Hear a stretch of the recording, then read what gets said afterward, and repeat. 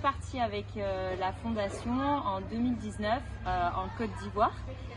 Donc c'était super beau projet, et depuis j'ai toujours été très impliquée dans la fondation pour pouvoir monter d'autres écoles et d'autres projets.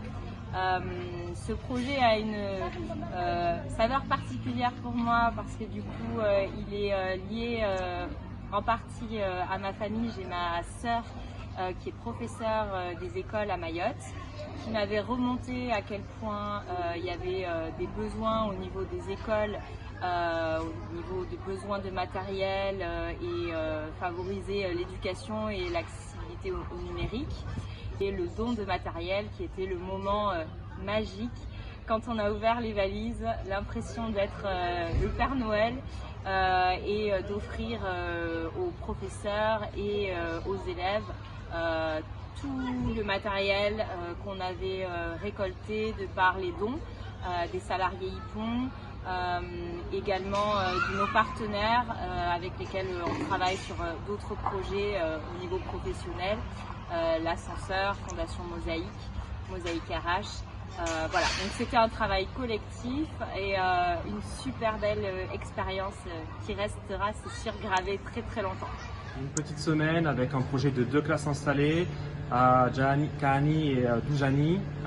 Voilà, 2 projets assez distincts. D'un côté, une équipe sur place hyper motivée, hyper préparée, qui nous a bien accueillis, et le projet s'est plutôt bien passé, l'installation. Et de l'autre côté, quelques difficultés avec Internet.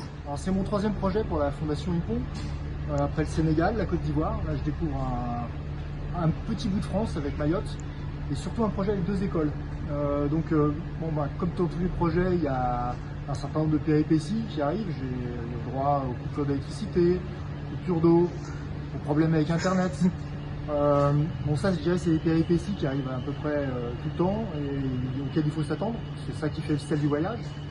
La petite différence ici, c'est qu'il y a peut-être plus de rencontres avec les équipes pédagogiques, notamment l'équipe de l'école de Kahani.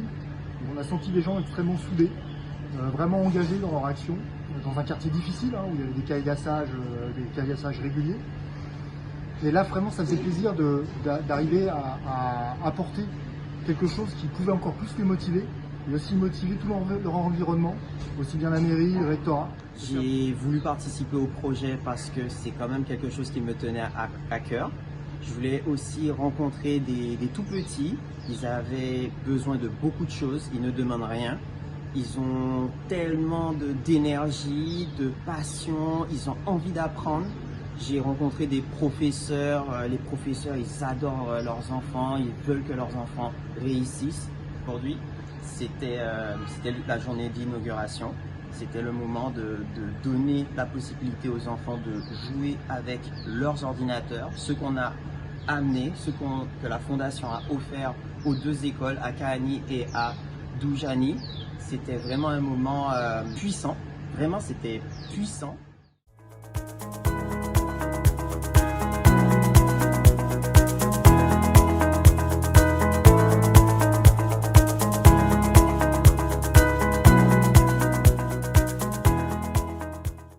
Que c'est super enrichissant. Je pense que c'est quelque chose à faire au moins une fois dans sa vie.